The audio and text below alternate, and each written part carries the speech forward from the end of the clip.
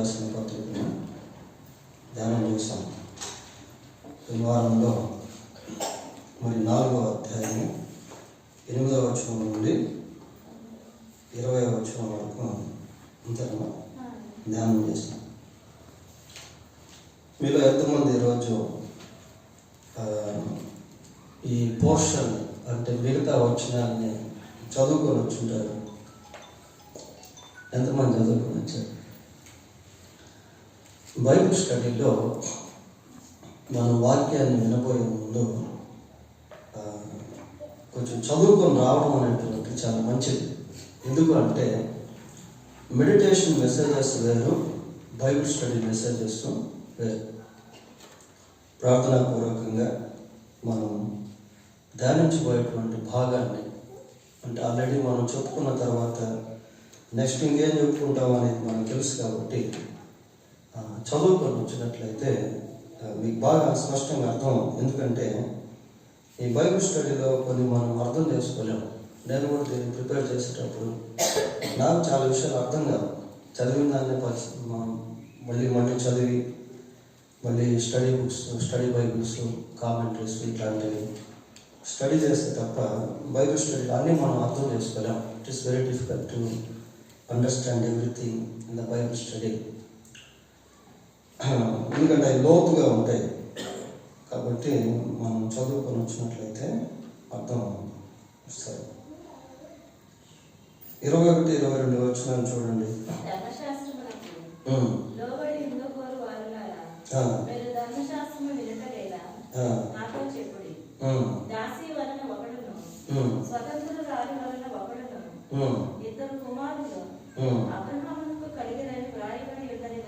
చాలా ఈ గలతీ పత్రికలో ముఖ్యంగా యేసుక్రీస్తునందు సంఘస్థుల విశ్వాసం నుంచి ఆ తర్వాత కొన్ని తప్పుడు బోధనలు బట్టి మళ్ళీ చాలా మంది వెనక్కి వెళ్ళిపోయారు. ఏంటి ఆ తప్పుడు బోధలు అని అంటే, ధర్మశాస్త్రం వల్ల మనం నీతిమంతులంగా తీర్చిపడగలము, ధర్మశాస్త్ర క్రియల చేత మనం నీతిమంతులంగా తీర్చిపడగలము అనేటువంటి ఆ సిద్ధాంతాల్లోకి వెళ్ళిపోయారు. పోయినసారి కూడా మనం చెప్పుకున్న కొన్ని ఆచారాల గురించి. కాబట్టి పౌలు ఈ గలతీ సంఘానికి లీగలిజం గురించి అర్థమయ్యే విధానంలో చాలా విషయాలు చెప్పాల్సి వచ్చింది. దీంట్లో మనకు ఈ పత్రిక అంతా మనం గమనించినట్లయితే ముఖ్యాంశం ఏంటి అంటే, మనుషుడు ధర్మశాస్త్రమును బట్టి కాక యేసుక్రీస్తునందు విశ్వాసం ఉంచడం వలన నీతిమంతుడిగా తీర్చిపడగలుగుతాడు అనేది ముఖ్య ఉద్దేశం అన్నమాట. ఇంకా ఆధ్యాత్మికంగా అన్వయించుకునేటువంటి అనేక విషయాలు కూడా ఈ పత్రికలో పొందుపరచబడ్డాయి. మరి భిన్నమైనటువంటి బోధలు తలెత్తినప్పుడు ఏ విధంగా వాటిని జయించాలి అనేటువంటి విషయాలు కూడా దీంట్లో మనం చూడగలుగుతాం. సరే, పౌలు మళ్ళీ ఇక్కడ ఏమంటున్నాడు అంటే, ధర్మశాస్త్రమునకు లోబడి ఉండ గోరువారులారా, మీరు ధర్మశాస్త్రము వినుచులేదా? నాతో చెప్పండి. ధర్మశాస్త్రమునకు లోబడి ఉండ గోరువారులారా అంటున్నాడు. They have a desire to obey again to the law. మళ్ళీ వాళ్ళు ధర్మశాస్త్రానికి లోబడాలి అనేటువంటి వాంఛను లేక కోరికను కలిగి ఉన్నారు. కాబట్టి ప్రత్యేకంగా పౌలు అంతకుముందు ధర్మశాస్త్రం గురించి చెప్పాడు. ధర్మశాస్త్రం క్రింద ఉన్నటువంటి వారు ఎట్లాంటి వాళ్ళు అనేది చూసాం. చూడండి, 3వ అధ్యాయం 10వ వచనం ఒకసారి చదవండి. ధర్మశాస్త్రము విధించిన క్రియలకు సంబంధులందరూ శాపమునకు లోనై ఉన్నారు. ధర్మశాస్త్రము విధించిన క్రియలకు సంబంధులందరూ శాపమునకు లోనై ఉన్నారు. కాబట్టి ధర్మశాస్త్ర సంబంధమైనటువంటి క్రియల వలన ఏ వ్యక్తి కూడా దేవుని దృష్టిలో నీతిమంతుడిగా తీర్చిపడలేడు. ఎందుకు అంటే ధర్మశాస్త్రాన్ని సంపూర్తిగా గైకొన్నటువంటి వారు ఒక యేసుక్రీస్తు ప్రభు తప్ప ఇంకెవరు కూడా లేరు. ఈ గలతీలో గలిబిలు ఏంటి అని అంటే, మళ్ళీ ధర్మశాస్త్రాన్ని వాళ్ళ మధ్యకు తీసుకుని వచ్చి వాళ్ళ విశ్వాసం నుండి తొలగించేస్తా ఉన్నారు పిల్లలు. కాబట్టి పౌలు ఎన్నో ఉదాహరణలు, ఇలిస్ట్రేషన్స్ వారికి తెలియజేస్తూ వారి క్రీస్తునందరి విశ్వాసం గురించి చెప్పాల్సి వచ్చింది. మళ్ళీ ఇక్కడ ఏమన్నాడు, మళ్ళా ఒక ఇలిస్ట్రేషన్ ఉదాహరణ చూస్తా ఉన్నాం. ఏంటది? దాసి వలన ఒకడును, స్వతంత్రురాలు వలన ఒకడును, ఇద్దరు కుమారులు అబ్రహామునకు కలిగిరని రాయబడి ఉన్నది. చూడండి, అంటే ధర్మశాస్త్రం గురించి పౌలు వాళ్ళకి తెలియజేసేదానికి ధర్మశాస్త్రంలో ఉన్నటువంటి విషయాలనే తీసుకొస్తా ఉన్నాడు. తన సొంత విషయాలు కాకుండా ధర్మశాస్త్రంలో నుంచే తీసుకొస్తా ఉన్నాడు. అందుకే గలతీ పత్రికలో పాత నిబంధనకు సంబంధించిన కొన్ని ప్రత్యేకమైనటువంటి వచన భాగాలు మనకు కనబడతాయి. ఇక్కడ అబ్రహాము గురించి జ్ఞాపకం చేస్తా ఉన్నాడు. అబ్రహాముకి ఇద్దరు కుమారులు జన్మించారు. ఒక కుమారుడేమో దాసి వలన జన్మించాడు, రెండవ కుమారుడు స్వతంత్రాల వలన జన్మించాడు. ఇలా దీని గురించి మనకి బైబిల్లో తెలుసు. చూడండి ఒకసారి ఆదికాండం 16వ అధ్యాయము 15వ వచనం చదువుకుందాం. హాగరును అబ్రహామునకు కుమారుని కనెను. అబ్రాము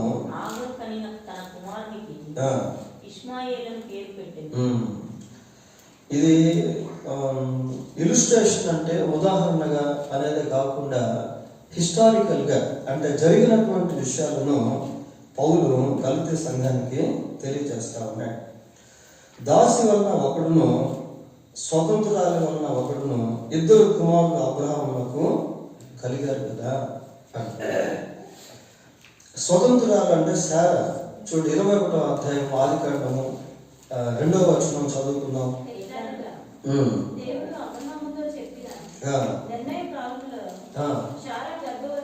శారా గర్భవతి అయి అతని ముసలితనమందు అతనికి కుమారుని కనెను. స్వతంత్రాల కుమారుడు పిల్లలు. ఒకడేమో దాసురాలి కుమారుడు, ఇంకొక వ్యక్తి స్వతంత్రాలి కుమారుడు. ఇద్దరు కుమారులు అబ్రహాముకు జన్మించారు కదా అని పౌలు రాస్తా ఉన్నాడు. అంటే రాయబడి ఉన్నది అన్నట్టు అర్థం ఏంటి? It is not a fake are imagination, but it is return in the law, in the Bible. బైబిల్లో ఇవి రాయబడి ఉన్నాయి, ఇవి వాస్తవాలు అన్నటువంటి విషయాలను అర్థమయ్యేటువంటి విధానంలో పౌలు వాళ్ళకి తెలియజేస్తా ఉన్నాడు. ప్రియ నెక్స్ట్ టైం చదవండి.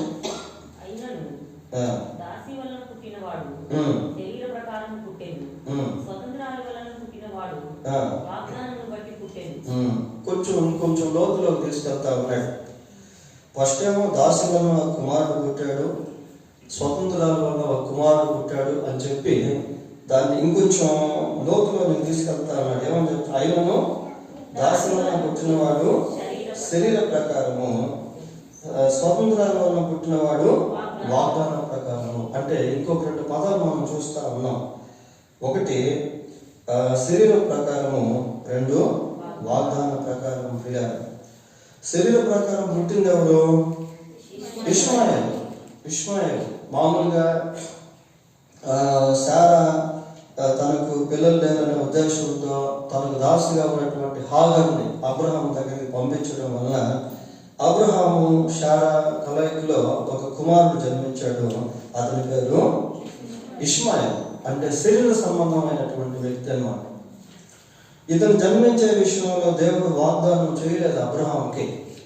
అబ్రహాంకి దేవుడు వాగ్దానం చేసినటువంటి కుమారుడు వేరు, ఇక్కడ పుట్టినటువంటి కుమారుడు వేరు. పిల్లలు ఇక్కడ పుట్టినటువంటి కుమారుడు శరీర సంబంధమైనటువంటి కుమారుడు. అయితే అబ్రహాము దేవుడు వాగ్దానం చేశాడే, ఆ వాగ్దానం చేసినటువంటి కుమారుడు శారాకు జన్మించాడు. పిల్లలు అదే ఇక్కడ మనం చూస్తున్నాం. స్వతంత్రాల వలన పుట్టినవాడు వాగ్దానం బట్టి పుట్టెను. అంటే వాగ్దానము చేతనే శారాకి దేవుడు కుమారుని ఇచ్చాడు. వాస్తవానికి మనం భౌతికంగా ఆలోచన చేసినప్పుడు శారాకి ఇస్సాకు పుట్టేటువంటి సమయంలో వృద్ధురాలుగా కనిపిస్తుంది. శారీరక బలమంతా ఉనికిపోయినటువంటి స్త్రీగా కనిపిస్తుంది. తర్వాత శారాను గురించి మనం ఆలోచన చేసినప్పుడు ఇస్సాకు పుట్టక ముందు శారాకి సంతానం ఎవరు లేరు, పుట్టిన తర్వాత కూడా శారాకి సంతానం ఎవరు లేరు. అంటే ఇస్సాకు శారాకు జన్మించడంలో కేవలం దేవుడు అబ్రహాముకు చేసినటువంటి వాగ్దానాన్ని బట్టి ఇస్సాకు జన్మించాడే తప్ప శారీర సంబంధంగా శారాకి కుమారుడు జన్మించలేదు. ఆదికాండం 17వ అధ్యాయం 19వ వచనం చదువుకున్నాం. 17వ అధ్యాయం 19వ వచనం.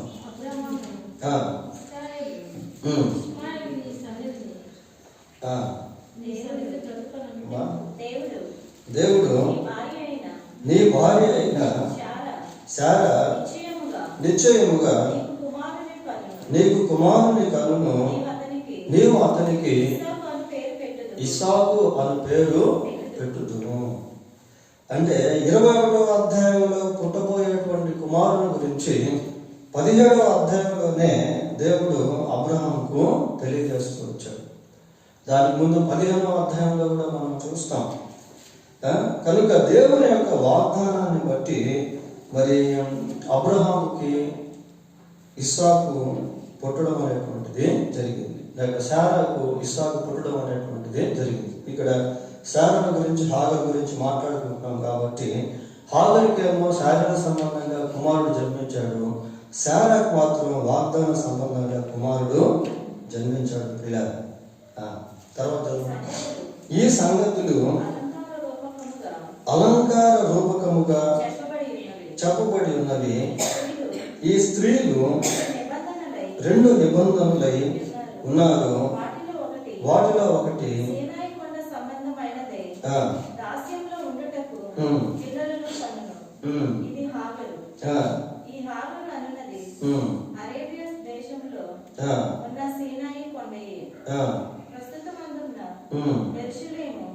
దాని పిల్లలతో కూడా దాస్యమందున్నది కనుక ఆ నిబంధన దానికి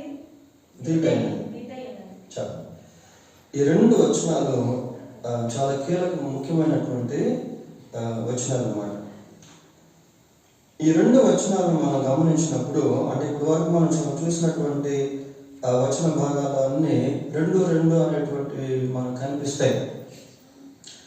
ఒకటి 2 స్త్రీలు. ఎవరు 2 స్త్రీలు? ఒకటి హాగరు, ఇంకొకరు శారా. తర్వాత 2 కుమారులు, ఒకరు ఇష్మాయేలు, రెండవ వ్యక్తి ఇస్సాకు. తర్వాత 2 నిబంధనలు అనేటువంటివి కూడా మనం చూస్తాం.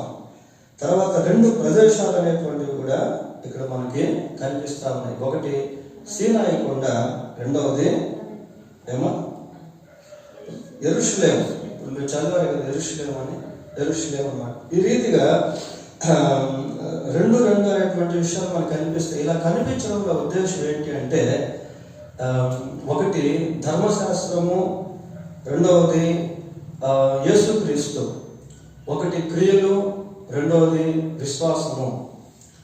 అంటే ఈ 2 కూడా క్వైట్ ఆపోజిట్ వర్డ్స్ అన్నమాట.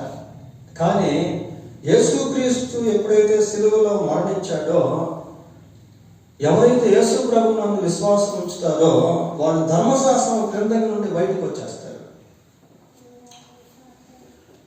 క్రియల వలన నీతిమంతులుగా మారలేరు కనుక క్రీస్తునందు విశ్వాసం ఉంచడం వలన మనుషులు నీతిమంతులుగా మార్చబడతారు.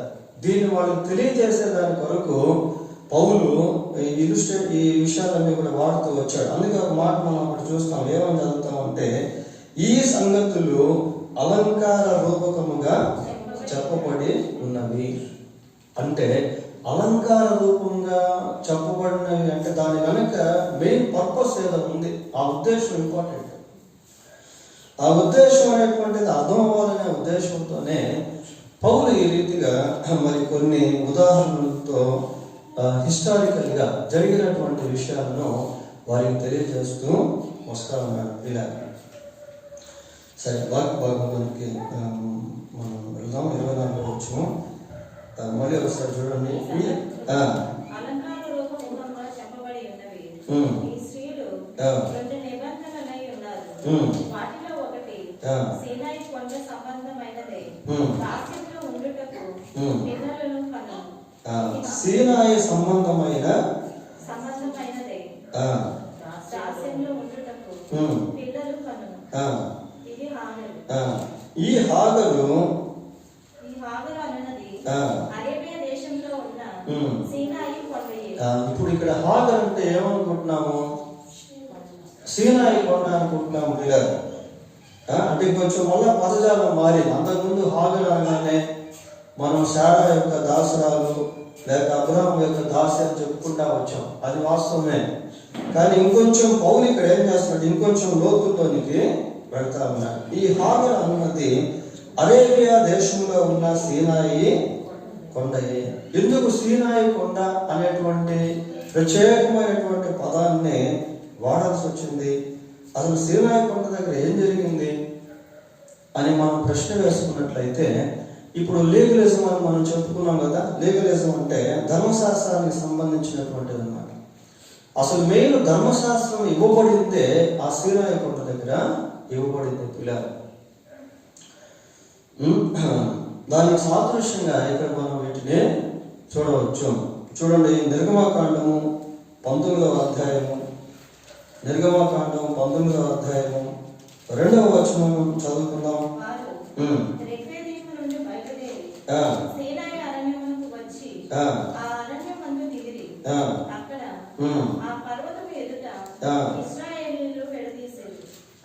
చూడండి పిల్ల, ఇక్కడ ఇశ్రాయేలు యొక్క ప్రయాణాన్ని మనం చూస్తా ఉన్నాం. వారు ఆయా ప్రాంతాల్లో ప్రయాణం చేసి సీనాయి పర్వతం ఉన్నటువంటి ప్రాంతానికి, సీనాయి కొండ ప్రాంతానికి వారు వచ్చారు పిల్లలు. వారు అక్కడ ఉన్నటువంటి సమయంలోనే ధర్మశాస్త్రం అనేటువంటిది వారికి ఇవ్వబడింది. మనం అదే నిర్గమాకాండం 20వ అధ్యాయము 1 నుంచి 17 వచనాలు చదువుకున్నట్లయితే, అక్కడ మోషే కొండ మీదకి వెళ్ళి 10 ఆజ్ఞలు తీసుకొని వచ్చి ఇశ్రాయేలు ప్రజలకు అందించినటువంటి విషయాలు కనబడతాయి. ఇవంతా ఎక్కడ జరిగింది అంటే ఆ సీనాయి కొండ మీదనే లేక పర్వతం దగ్గర జరిగింది. మనం 19వ అధ్యాయం 20వ అధ్యాయం నిర్గమాకాండం చదువుకున్నట్లయితే ఈ విషయాలు మనకు అక్కడ అర్థమవుతాయి. సరే, మళ్ళీ కొంచెం క్లారిటీగా స్పష్టంగా చూడండి, 25వ వచనం ఒకసారి చదవండి.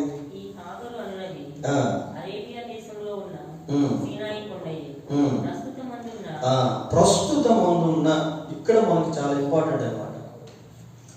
ప్రస్తుతమందున్న అంటే పౌలు మాట్లాడుతున్నటువంటి సమయంలో, పౌలు మాట్లాడుతున్నటువంటి కాలంలో ప్రస్తుతమందున్న యెరూషలేము దాని పిల్లలతో కూడా దాస్యమందు ఉన్నది కనుక ఆ నిబంధన దానికి దీటైనది. చూడండి, ప్రస్తుతం ఉన్న యెరూషలేము దాని పిల్లలతో కూడా దాస్యమందు ఉన్నది. ఇప్పుడు దాస్యంలో ఉన్నటువంటిది ఎవరు? ఇందాక దాస్యం ఎవరు అనుకున్నాం? హాగరు అనుకున్నాం. హాగరు పుట్టినటువంటి కుమారుడు కూడా దాసుడే. వాళ్ళకి వాగ్దానం అనేటువంటిది లేదు. అయితే ఇశ్రాయేలు ప్రజలకి దేవుని వాగ్దానం అనేటువంటిది ఉంది. ఇస్సాకు పుట్టాడు, ఇస్సాకు వాగ్దాన పుత్రుడు. మరి ఇస్సాకులో నుంచి యాకోబులో నుంచి ఇశ్రాయేలు ప్రజలు వచ్చారు. ఇశ్రాయేలు ప్రజలకు దేవుడు ధర్మశాస్త్రాన్ని ఇచ్చాడు. అయితే ఈ యెరూషలేము అనేటువంటిది యూదులకు నివాస స్థలము. ఇక్కడ యెరూషలేము అంటే నిజంగా కంటికి కనిపించేటువంటి యెరూషలేము కాదు, కానీ అక్కడ ఉన్నటువంటి యూదులను గురించి మాట్లాడుతూ ఉన్నాడు. ఇప్పుడు యూదులు ఏమైపోయారు? ఏమని చెప్తున్నాం ఇక్కడ?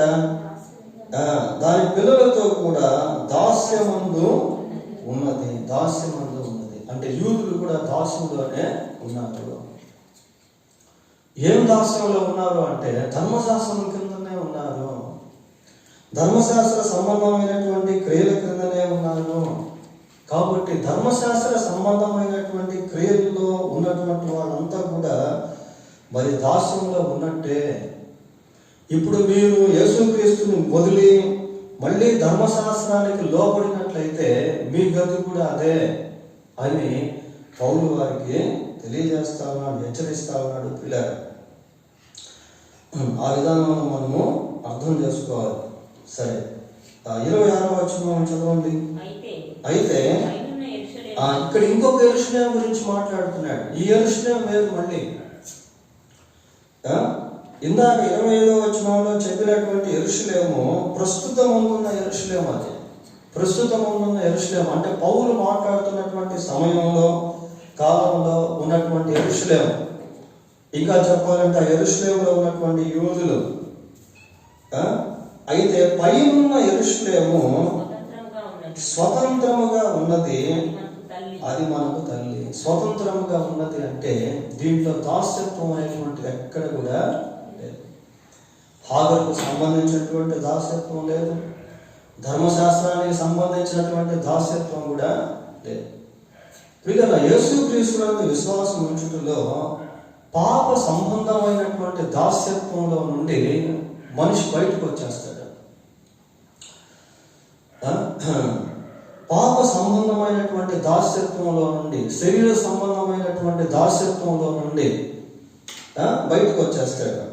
యేసుక్రీస్తునందు విశ్వాసం ఉంచడం వలన ధర్మశాస్త్రం యొక్క దాస్యత్వంలో నుండి కూడా బయటకు వచ్చేస్తాడు. పోయినసారి మనం చూసాం ధర్మశాస్త్ర సంబంధమైనటువంటి బలులను గురించి, ఆచారాలను గురించి, సంవత్సరాలను గురించి, దినములను గురించి, మాసములను గురించి, ఉత్సవ కాలములను గురించి, ఇలా కొన్ని విషయాలు కొన్నిసారి మనం చెప్పుకున్నాం. ఇలా క్రీస్తునందు విశ్వాసం ఉంచడం వల్ల ఆ ధర్మశాస్త్ర సంబంధమైనటువంటి బలులు కానివ్వండి, ధర్మశాస్త్ర సంబంధమైనటువంటి సబ్బాతు దినాలు కానివ్వండి, మాసములు కానివ్వండి, పండుగలు, ఉత్సవ కాలములు, వాటన్నిటిలో నుండి స్వతంత్రులుగా వచ్చేస్తారు. సరే, ఇక్కడ ఒక చిన్న విషయాన్ని మనం జ్ఞాపకం చేసుకుని ముందుకు వెళ్దాం. ఈ 26వ వచనంలో ఏమని చెప్తున్నామంటే స్వతంత్రముగా ఉన్నది, అది మనకు తల్లి, యెరూషలేము తల్లి. ఇది ఒక కల్ట్గా ప్రస్తుతం కొరియా దేశంలో ఉంది. యెరూషలేము తల్లి అనేటువంటిది కూడా ఒక కల్ట్. జెహోవా విట్నెస్ ఎలాగో, సెవెంత్ డే అడ్వెంటిస్ట్ ఎలాగో, మార్మనిజం ఎలాగో, ఇట్లా కొన్ని కల్ట్స్ అనేటువంటివి ఉన్నాయి. ఆ కల్ట్స్లో భిన్నమైనటువంటి బోధనలో యెరూషలేము తల్లి అనేటువంటిది కూడా ఒకటి చేర్చబడింది. పిల్లలు, దీని గురించి వివరాలు మనం అంత ఎక్కువగా ఈ సమయంలో చెప్పుకోం. కానీ మామూలుగా కొరియా దేశంలో ఒక ఆయన జన్మించాడు. ఎప్పుడు అంటే 1840 ప్రాంతంలో, 18వ శతాబ్దంలో ఒక ఆయన జన్మించాడు. పిల్లలు, ఆయన పేరు ఏంటంటే ఆన్ సాంగ్ హంగ్.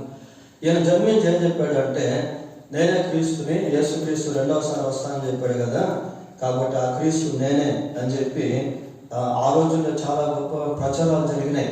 ఎంతోమంది దాన్ని నమ్మారు. ఆ తర్వాత ప్రజెంట్ డేస్, ఇప్పుడు మనం నివసిస్తున్నటువంటి కాలంలో యెరూషలేము తల్లి అనేటువంటి ఒక కల్ట్ అనేది ఉంది. తండ్రి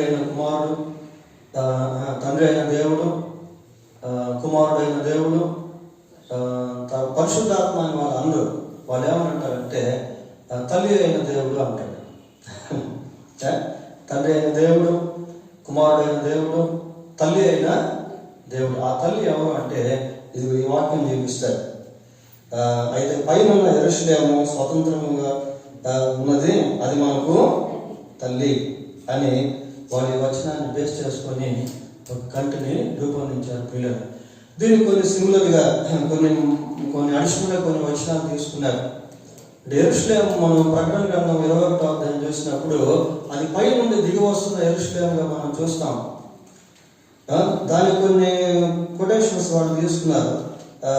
ప్రకటన గ్రంథం 22వ అధ్యాయం 17వ వచనం, ప్రకటన గ్రంథం 21వ అధ్యాయం 2వ వచనం, 9వ వచనం, తర్వాత నంబర్స్ అంటే సంఖ్యాకాండం 19వ అధ్యాయము, అక్కడ పెయ్యం గురించి మనం చూస్తాం. ఇట్లా కొన్ని వచనాలను వాళ్ళు తీసుకొని బైబిల్లో నుంచి దాన్ని ఒక రాంగ్ డాక్ట్రిన్గా, అంటే తప్పుడు సిద్ధాంతంగా రూపొందించి దాన్ని బాగా స్ప్రెడ్ చేశారు. మన తెలుగు 2 రాష్ట్రాల్లో కూడా ఈ బోధ ఉంది. ఇప్పుడు యెరూషలేము తల్లి అనేటువంటిది బాగా ప్రచారం ఉంది. చాలామంది, కొన్ని lakhs of people are following this cult. ఈ యొక్క భిన్నమైన బోధను కొన్ని లక్షల ప్రజలు ఫాలో అవుతూ ఉన్నారు. మీరు యూట్యూబ్లో చూసినట్లయితే యెరూషలేము తల్లి అని కూడా చూడండి. దాంట్లో చాలామంది మీకు దీని గురించి చెప్తారు. ఇంగ్లీష్లో, హిందీలో, ఇట్లా ఒక కల్ట్ అనేటువంటిది ఉంది అన్న విషయాన్ని మనం జ్ఞాపకం చేసుకుంటా ఉన్నాం. వాస్తవానికి వాక్యానికి దానికి చాలా వ్యతిరేకం ఉంది. ఎందుకంటే వాక్యాన్ని మనుషులు ఏ విధంగా అయితే అర్థం చేసుకుంటారో ఆ విధంగా అది అర్థం అవుతుంది. కొన్నిసార్లు మిస్అండర్స్టాండింగ్ చేసుకునేదానికి కూడా అవకాశం ఉంటుంది. కాబట్టి వాక్యాన్ని చాలా స్పష్టంగా ఉన్నది ఉన్నట్టుగా కాంటెక్స్ట్ ప్రకారం, థియాలజికల్ ప్రకారం, హిస్టారికల్గా ప్రకారం మనం ధ్యానం చేయాలి సందర్భానుసారంగా. సరే, ఇక్కడ పౌలు ఏమంటాడంటే, అయితే పైనున్న యెరూషలేము స్వతంత్రముగా ఉన్నది, అది మనకు తల్లి. పైనున్న యెరూషలేము గురించి మాట్లాడుతూ ఉన్నాడు పౌలు. చూడండి, పైనున్న అనగానే మన బైబిల్లో కొన్ని పదాలు, కొన్ని వాక్యాలు జ్ఞాపకానికి వస్తాయి. యేసుక్రీస్తు నికోదేముతో మాట్లాడుతూ ఏమన్నాడు? ఒకడు పై నుండి జన్మించితే తప్ప వాడు దేవుని రాజ్యంలోనికి ప్రవేశించడం, దేవుని రాజ్యంలో చూడలేడు. ఇట్లా కొన్ని పదాలు మనం చూస్తాం ప్రియ. అంటే మారు మనసు పొందినటువంటి వారిని గురించి మాట్లాడుతున్నాడు పౌలు ఇక్కడ. ఇంకా చెప్పాలంటే మారు మనసు పొందినటువంటి విశ్వాసులు లేక క్రైస్తవులను గురించి మాట్లాడుతూ ఉన్నాడు పౌలు. ఫిలిప్పీ పత్రిక 3వ అధ్యాయంలో మన పౌర స్థితి పరలోకమందు ఉన్నది, అక్కడి నుండి మనం ప్రభు కొరకు కనిపెట్టుకొనిచున్నాము అని అంటాడు.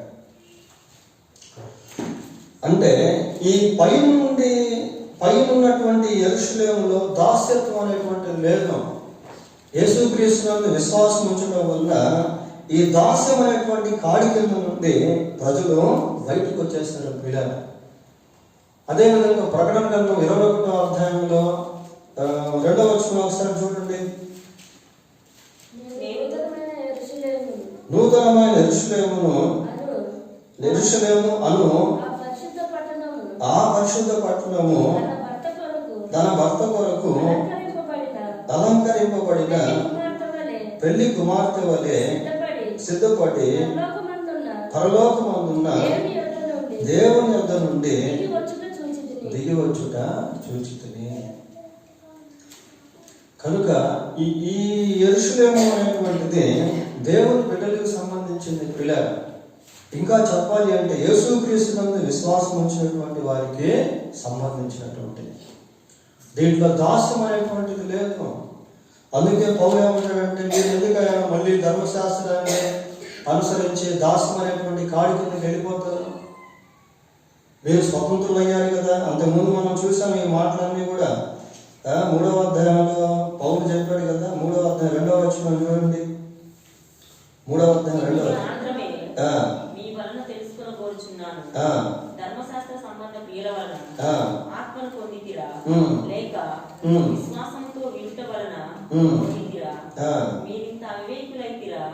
మొదట ఆత్మానుసారంగా ఆరంభించి ఇప్పుడు శరీరానుసారంగా పరిపూర్ణులగుదురా. చూడండి, ఈ పదాలన్నీ కూడా దీనికి వర్తించేటువంటిగా ఉంటాయి. వచ్చిన మీరు ఆత్మ సంబంధంగా ఆరంభించారు, ఇప్పుడు శరీర సంబంధంగా పరిపూర్ణులు అవుతారా?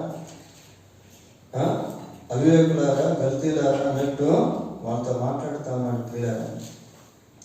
కనుక ఆ దృక్పథంలో ఈ వచనాలను మనము జ్ఞాపకం చేసుకోవాలి. అలా మాట్లాడుతూ 27వ వచనంలో ఏమంటున్నాడు?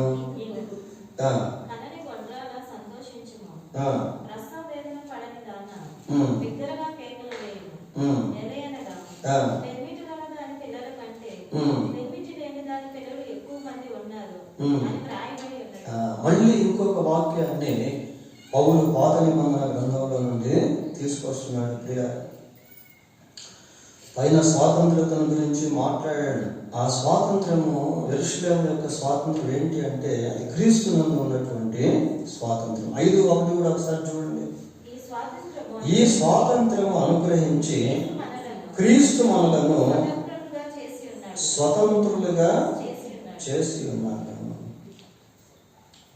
స్వాతంత్రం గురించి ఇండిపెండెన్స్ గురించి, ఫ్రీడమ్ గురించి మాట్లాడుతున్నాడు. మాట్లాడుతూ 27వ వచనం, ఇందుకు కలని గొడ్రాల సంతోషించుము,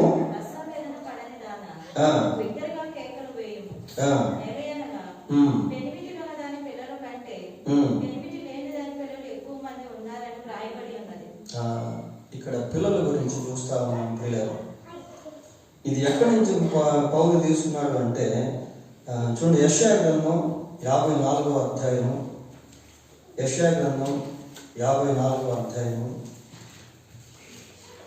మొదటి వచనం చదవండి.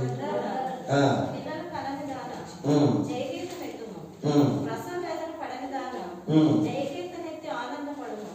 సంసార పిల్లల కంటే విడవబడిన దాని పిల్లలు విస్తారమగుదురని యెహోవా సెలవిచ్చుచున్నాడు. వాగ్దానం పిల్లలు. ఈ విస్తారమైనటువంటి పిల్లలు ఎవరు అంటే యేసుక్రీస్తునందు విశ్వాసం ఉంచినటువంటి వారు. యేసుక్రీస్తునందు విశ్వాసం ఉంచి సువార్తను నమ్మి యేసుక్రీస్తునందు విశ్వాసం ఉంచినటువంటి వారు ప్రజెంట్ మనం గమనించినట్లయితే యూదుల కంటే విస్తారంగా ఉన్నారు పిల్లలు. యూదులు కొద్దిమందే. మనం యెరూషలేము గురించి ఆలోచన చేస్తే యెరూషలేము చాలా చిన్న దేశము. అక్కడ ఉన్నటువంటి యూదులు చాలా తక్కువ సంఖ్యలో ఉంటారు. కానీ ప్రపంచవ్యాప్తంగా సార్వత్రిక సంఘం గురించి ఆలోచన చేస్తే విస్తరించిపోయినాయి. రకరకాల భాషలు, రకరకాల దేశాలు, రకరకాల ప్రాంతాల నుంచి ఎంతో మంది యేసుక్రీస్తునందు విశ్వాసం ఉంచి జనాలు విస్తరించబడ్డారు ప్రియారు. దాని గురించి తర్వాత మళ్ళీ మనం ఒకసారి జ్ఞాపకం చేసుకుందాం. 28వ వచనం కూడా చదవండి. సహోదరులారా, మనమును ఇస్సాకు వలె వాగ్దానమును బట్టి పుట్టిన కుమారులమై ఉన్నాము. అప్పుడు శరీరమును బట్టి పుట్టినవాడు ఆత్మను బట్టి పుట్టిన వాడిని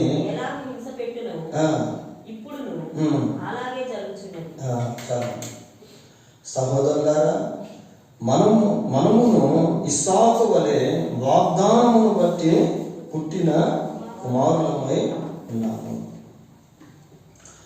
వాగ్దానమును బట్టి పుట్టిన కుమారులమై ఉన్నాము అని అంటున్నాడు పిల్లలు.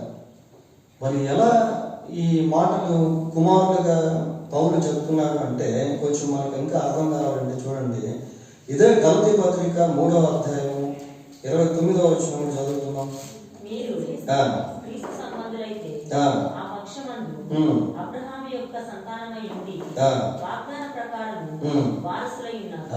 దానికి రిలేటెడ్ వచ్చిన అన్నమాట. సహోదరులారా, మనము ఇస్సాకు వలె వాగ్దానమును బట్టి పుట్టిన కుమారులమై ఉన్నాము అంటే మనం ఏదో యూదులకు పుట్టిన కుమారులం అని అర్థం కాదు. ఇక్కడ అర్థం ఏంటి అంటే ఇదనమాట. 29వ వచనం మళ్ళీ ఒకసారి 3:29.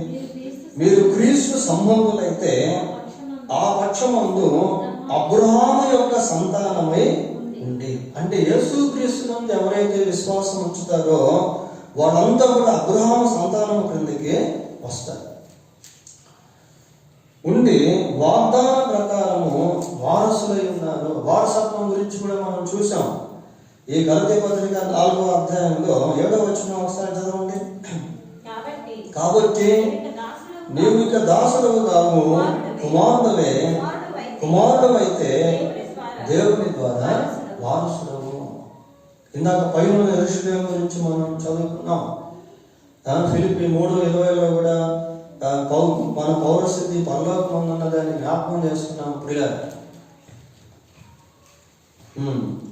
అలా చెప్తూ కిందకి వచ్చేసరికి మళ్ళీ ఏమంటున్నాడు, నెక్స్ట్ వచ్చిన విధానము, అప్పుడు శరీరమును బట్టి పుట్టినవాడు ఆత్మను బట్టి పుట్టిన వాడిని ఎలాగ హింస పెట్టినో ఇప్పుడును ఇప్పుడు అంటున్నాడు. అంటే దాన్ని కంపేర్ చేస్తూ పాస్ట్ టెన్స్ ని ప్రెసెంట్ టెన్స్ లోకి తీసుకొస్తా ఉన్నాడు.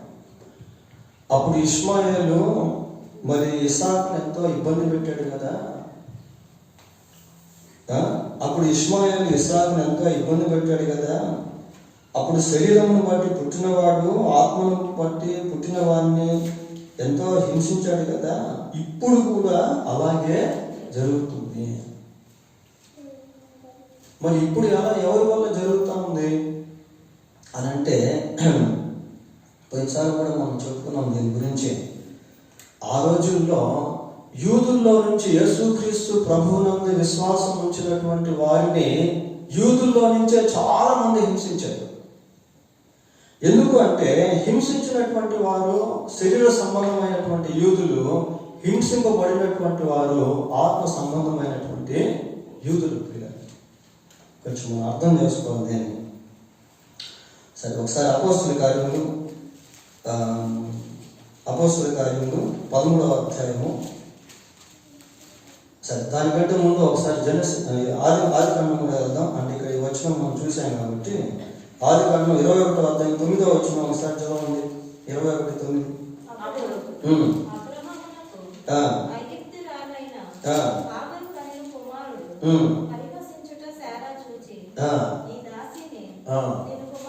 చాలు. హాగరుకు పుట్టినటువంటి కుమారుడు ఎవరిని పరిహసిస్తా ఉన్నాడు? ఇస్సాకును.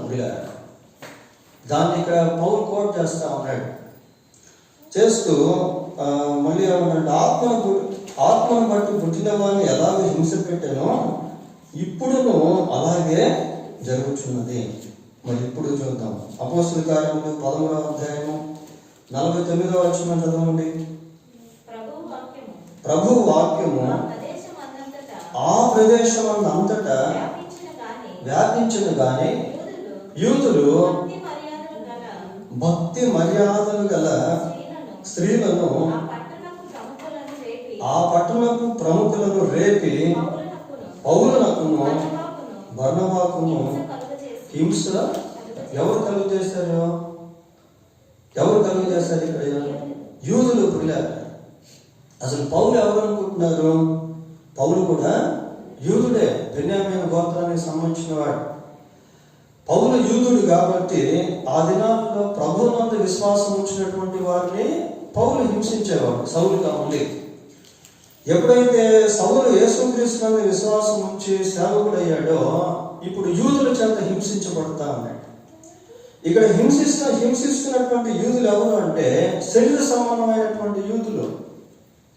హింసింపబడుతున్నటువంటి యూదులు ఎవరు? ఆత్మ సంబంధమైనటువంటి యూదులు. అది మనం గుర్తుపెట్టుకోవాలి.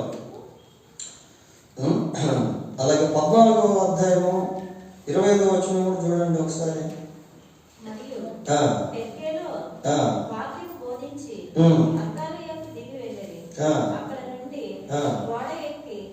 ఒకసారి 14:2వ వచనం చదవండి.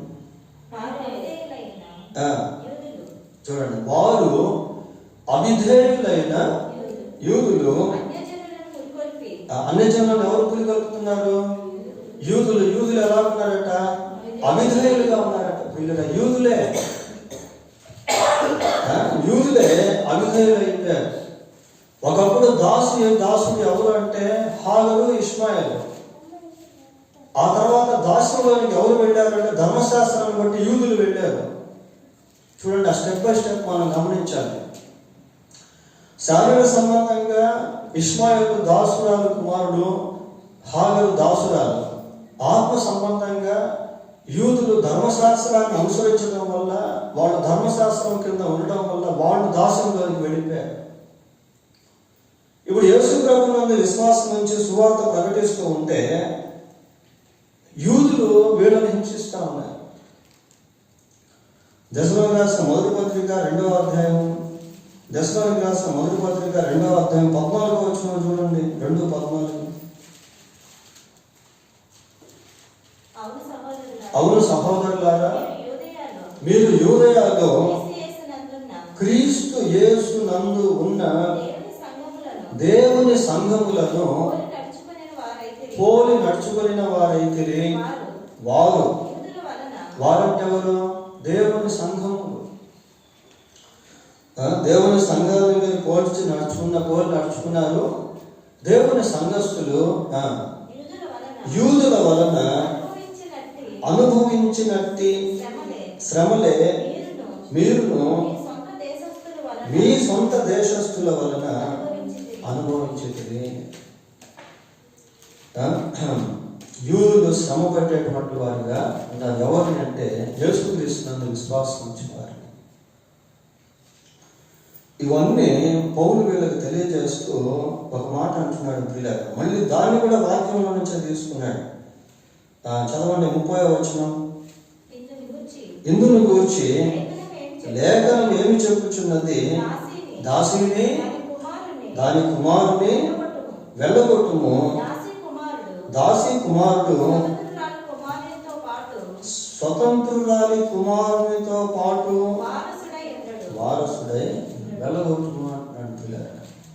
ఇంకో కోణంలో చెప్పాలంటే, ఇట్లాంటి వాళ్ళని సంఘంలో ఉంటే వాళ్ళని సంఘంలో నుంచి బయటికి పంపించేయండి అని అర్థం. ఇప్పటికే మీ సంఘంలో ఇట్లాంటి వాళ్ళు జొరపడి మీరు అనేక మంది భిన్నమైన బోధ తట్టు తిరిగిపోయారు. 1:6 మనం చూసాం. మిమ్మల్ని ప్రేమించిన వారిని విడిచిపెట్టి ఇంత త్వరగా మీరు భిన్నమైన సువార్త తట్టు తిరిగిపోయారే అని పౌలు చెప్పాడు. తర్వాత 2వ అధ్యాయంలో ఏమని చెప్పాడు? ఒకసారి చూడండి. 2వ అధ్యాయంలో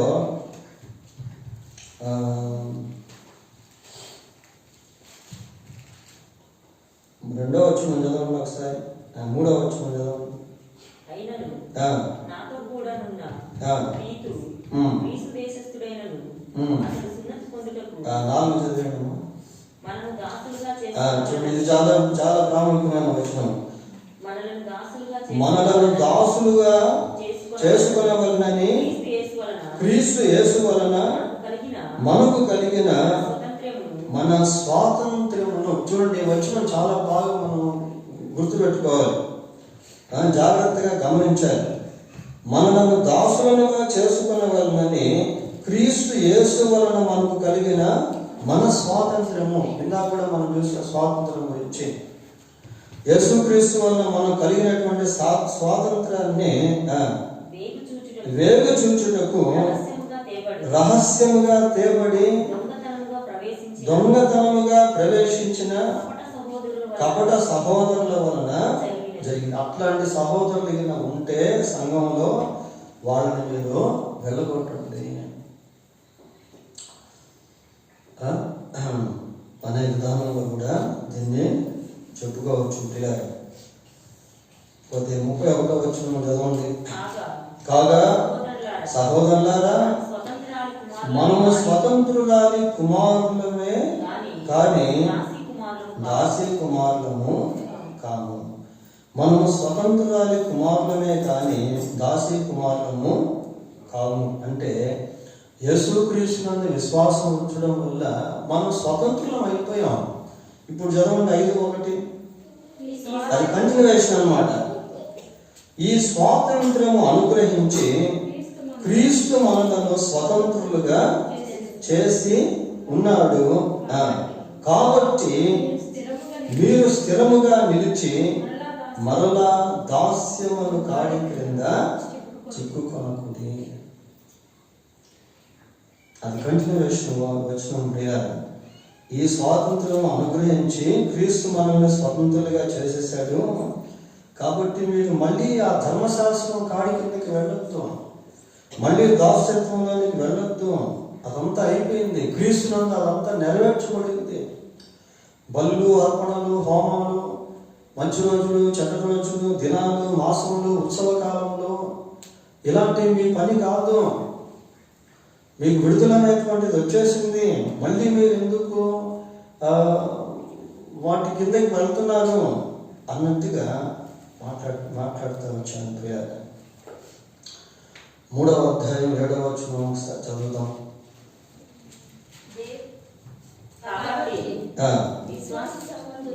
విశ్వాస సంబంధులే అబ్రహాము కుమారులని మీరు తెలుసుకోండి. చూసారా, ఎవరు అబ్రహాము కుమారులు అంటే అబ్రహాముకు పుట్టినటువంటి కుమారులు కాదు పిల్లారు. ఇప్పుడు మారింది మళ్ళీ. అబ్రహాం కుమారుడు ఇస్సాకే, శారీరక పైన కాదని కాదు. అబ్రహాంలో నుంచి యూదులు వచ్చారు, వాళ్ళంతా అబ్రహాం సంతానం కింద ఎంచబడ్డారు. కానీ కొంచెం ప్రత్యేకంగా స్పిరిచువల్గా వచ్చేసరికి ఇక్కడ ఏమని చదువుతున్నాము? విశ్వాస సంబంధులే అబ్రహాము కుమారులు.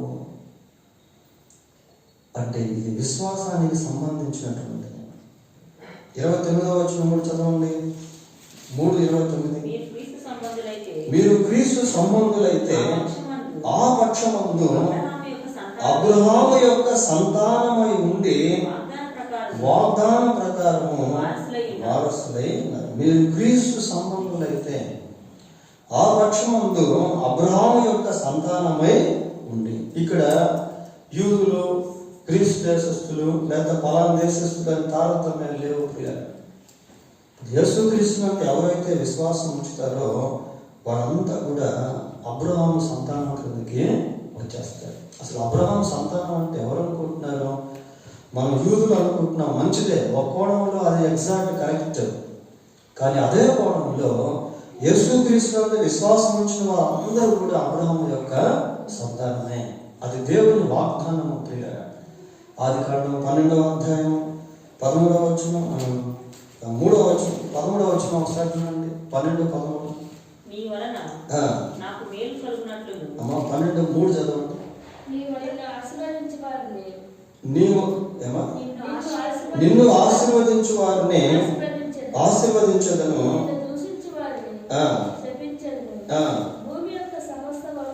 ఇక్కడ చూడండి వంశాలు మారుతా ఉన్నాయి. It is not only Judaism, ఏదో యూదులకు సంబంధించింది కాదు ప్రియులారా. భూమి యొక్క సమస్త వంశములన్నీ నీ యందు ఆశీర్వదింప. అప్పుడెప్పుడో అన్ని జనాంగాల గురించి దేవుడు చెప్పాడు ప్రియులారా. ఇప్పుడు మనం కూడా దాని కిందకే వస్తాం. అదే ఆదికాండం 22వ అధ్యాయం 18వ వచనం కూడా చూడండి. 22:18 మరియు నీవు నా మాట వినినందున భూలోకములోని జనములన్నీ నీ సంతానము వలన ఆశీర్వదించ. ఆ సంతానమే యేసుక్రీస్తు ప్రియులారా. అది కూడా మనం గలతీ పత్రికలో మనం చూసాం. నీ సంతానము వలన భూలోకంలోని జనములన్నీ నీ సంతానము వలన ఆశీర్వదింపబడును. రోమపత్రిక 9వ అధ్యాయం మనం ముగించుకుందాం. రోమపత్రిక 9వ అధ్యాయం 6వ వచనం నుంచి చదువుకుందాం. అయితే తప్పిపోయినట్లు కాదు, ఇశ్రాయేలు సంబంధులందరూ ఇశ్రాయేలీయులు కాదు. ఇశ్రాయేలు సంబంధులందరూ కూడా ఇశ్రాయేలీయులు కాదు. అబ్రహాము సంతానమైనంత మాత్రము చేత అందరూ పిల్లలు కాదు. అబ్రహాము సంతానమైనంత మాత్రాన అందరూ కూడా పిల్లలు కాదు. శారీరక రీతిగా మాట్లాడుతా ఉన్నాడు పిల్లలు. కానీ ఇస్సాకు వలనైనది నీ సంతానము అనబడును. అనగా శరీర సంబంధులైన పిల్లలు దేవుని పిల్లలు కారు, కానీ వాగ్దాన సంబంధులైన పిల్లలు సంతానమని ఎంచబడుతురు. చూడండి పిల్లలు. కాబట్టి అల్టిమేట్గా మనం గమనించినట్లయితే మరి ఇస్సాకు పుట్టిన సంబంధులందరూ కూడా ఇస్సాకు సంబంధులు కారు. అబ్రహాము సంతానమైన మాత్రం చేత అందరూ పిల్లలు కాదు. క్రీస్తు ప్రభువునందు విశ్వాసం ఉంచువారే మరి దేవుని పిల్లలుగా ఎంచబడతారు. వారికి సంబంధించిందే పైనటువంటి యెరూషలేము పిల్లలు. యేసుక్రీస్తునందు విశ్వాసం ఉంచుట వల్లనే మనం నీతిమంతులుగా మార్చబడగలము. కానీ ధర్మశాస్త్ర క్రియల వలన ఏ ఒక్క వ్యక్తి కూడా నీతిమంతుడిగా మార్చబడలేదు. అది కూడా మనం ఒకసారి మనము చెప్పుకున్నాం. కాబట్టి మరి లీగలిజం గురించి అంటే ధర్మశాస్త్ర సంబంధమైనటువంటి క్రియల గురించి పౌలు గలతీ పత్రికలో గలతీ సంఘానికి అనేక విషయాలు రాయాల్సి వచ్చింది. ఎందుకంటే వాళ్ళు క్రీస్తునందు విశ్వాసం ఉంచి మరి విలువైన బోధకు తిరిగిపోవడం వల్ల పౌలు ఎంతో బాధపడ్డాడు, దుఃఖపడ్డాడు, భయపడ్డాడు. కనుక మళ్ళీ వాళ్ళని రీసెట్ చేసేదానికి పౌలు ఎన్నో ఇలిస్ట్రేషన్స్, ఎన్నో కొటేషన్స్ ఓల్డ్ టెస్టమెంట్ నుంచి తీసుకొని ఉదాహరణ తీసుకుని వాళ్ళకి అర్థమయ్యేటువంటి విధానంలో చెప్తా వచ్చాడు పిల్లలు. మరి పాస్టర్ గారు మనం ఈ వాళ్ళ కోసమే కదా, మన కోసం కాదు అనుకోవాలి. ఎందుకంటే ఇప్పుడు కూడా యెరూషలేము తల్లి అనేటువంటిది ఒక కల్ట్గా ఉంది పిల్లలు. ఇప్పుడు దేవుని వాక్యాన్ని ఎంతో కలిపి చెప్పే బోధలు అనేటువంటివి వచ్చేస్తున్నాయి. కనుక బహు జాగ్రత్తగా ఈ దినాల్లో మనము ఉండవలసినటువంటి వారమై ఉన్నాం. దేవుడు తన వాక్యాన్ని దీవించుగాక ప్రార్థన చేస్తున్నాం. పరిశుద్ధులైన మా దేవా, మీకు వందనాలు స్తోత్రాలు చెల్లిస్తూ ఉన్నాం. ఎన్నికలైనటువంటి మా జీవితాల్లో, ఎటువంటి అర్హత లేనటువంటి మా జీవితాల్లో ప్రభా, అబ్రహాము యొక్క వంశంలో పుట్టకపోయినప్పటికీ అన్యులుగా ఉండినటువంటి మమ్మును మీ యొక్క మహా ఉన్నతమైన కృప చేత ఏర్పరచుకున్నారు నాయన, పిలుచుకున్నారు ప్రభా. సార్వత్రిక సంఘంలో మీ యందు విశ్వాసం ఉంచుట వలన మమ్మల్ని కూడా సభ్యులుగా మీరు చేశారు. అందును బట్టి మీకు స్తోత్రాలు. అబ్రహాం యొక్క ఆశీర్వాదాన్ని మాకును మీరు అనుగ్రహించినందుకై మీకు స్తోత్రాలు చెల్లిస్తూ ఉన్నాం. ఆనాడు ఆదికాండం 12వ అధ్యాయం 3వ వచనంలో చెప్పబడిన ఆ వచనంలో మేము కూడా ఉన్నాము. అందును బట్టి మీకు స్తోత్రాలు చెల్లిస్తూ ఉన్నాం. క్రీస్తునందరి విశ్వాసం ద్వారా పాపం అనే కాడి క్రింద నుండి, ధర్మశాస్త్రం అనే కాడి క్రింద నుండి మమ్మల్ని విడిపించి ప్రభా మీ యందు మాకు స్వతంత్రులుగా మీరు చేశారు. అందును బట్టి మీకు స్తోత్రాలు చెల్లిస్తున్నాం ప్రభా. ఇంకా లోకంలో ఎంతో మంది నాయన ధర్మశాస్త్ర సంబంధమైనటువంటి క్రియల మూలంగా, దాన ధర్మాలు, పుణ్యకార్యాలు వలన నాయన పరలోక రాజ్యం వెళ్ళగలము అనే ఆశపడ నాయన వెళ్ళగలము అని అనుకుంటా ఉన్నారు ప్రభా. ఆయన నీవే మార్గము, సత్యము, జీవము, ఎవరైనా సరే మీ ద్వారానే రావాల్సిన వారే ఉన్నారు. కనుక ప్రపంచం అంతా ప్రభా ఎవరైతే ఈ యొక్క దాస్యం కింద ఉన్నారో వారిని మీరు దర్శించండి. వారు కూడా మీ యందు విశ్వాసం నుంచి మీరిచ్చేటువంటి ఆ గొప్ప స్వాతంత్ర్యాన్ని పొందుకున్నట్టు కృప దయచేయండి. దాస్యం అనే కాడి కింద నుండి, పాపము, సైతాను, లోకం అనే కాడి కింద నుండి మీరు విమోచించేటువంటి దేవుడు, విడిపించేటువంటి దేవుడు. అందును బట్టి మీకు స్తోత్రాలు. ఈ రాత్రి యొక్క బైబిల్ స్టడీలో చెప్పబడిన సందేశంలో మీ మాటలకే ముద్ర వేసి నీరు కట్టి ఫలింపు తెచ్చింది. వచ్చే పాఠానికి తగు రీతిగా మమ్మల్ని సిద్ధపరచమని వేడుకుంటూ ఘనత, మహిమ, ప్రభావం మీకు ఆరోపిస్తూ మా ప్రభువైన యేసుక్రీస్తు పరిశుద్ధమైన నామంలో ప్రార్థన చేస్తున్నాము తండ్రి. ఆమేన్. రేపు మనకి విజ్ఞాపన ప్రార్థన సాయంత్రం 7 గంటలకి ఈ స్థలంలో జరుగుతుంది.